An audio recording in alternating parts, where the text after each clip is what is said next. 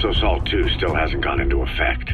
That treaty was drawn up to limit not just the size of the US and Soviet Union's nuclear arsenals, but also their delivery systems. The whole deal. Just when we thought all those years of negotiations had paid off, somebody decides to invade Afghanistan. The timing couldn't have been worse. The president was in the middle of the SALT II talks back then. You mean while you were busy trying to stop Peace Walker? I heard. President Ford was meeting with the General Secretary in Vladivostok. In his absence, the political brass in America detected what they didn't realize was false nuclear launch data from Peace Walker, and were on the verge of ordering a retaliatory nuclear strike. Coleman's big idea? Humans are incapable of destroying themselves. Turns out he never knew what humans are capable of. If that AI, the boss, hadn't found a way to stop the fake data transmission, they probably would have gone ahead with the launch. Deterrence was revealed as the pipe dream it was. All thanks to you. And her.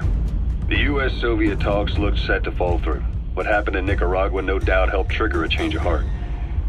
But in the end... The time's to find the politics. When you've grabbed their tail, they turn and bite your hand. Miller told me about what happened in the Caribbean 9 years ago. You do remember Miller. You formed a private army with him. An army with no allegiance to a nation. I remember, but... I see. You're not sure what's fact and what's a fantasy caused by the Coleman. It's still all a mess, huh? All I can do is tell you the facts as they were told to me. I've gone easy on you up until now, but this is where the hard stuff begins. 1974, the year before you entered your coma. You were in Colombia, operating with a small unit of men, basically mercenaries. Miller was among them.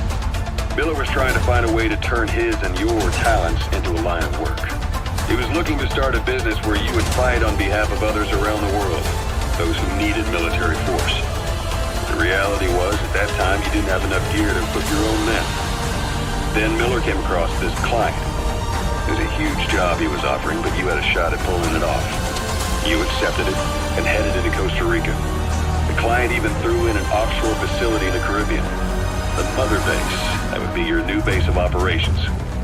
Miller sure did have a head for business. As your mission went on, your unit grew and grew. More weapons, more money. Before you knew it, you were commanding 300 men. As the organization got bigger, your military powers swelled to match. It got so the international community couldn't afford to ignore you. You were just too damn successful for your own good.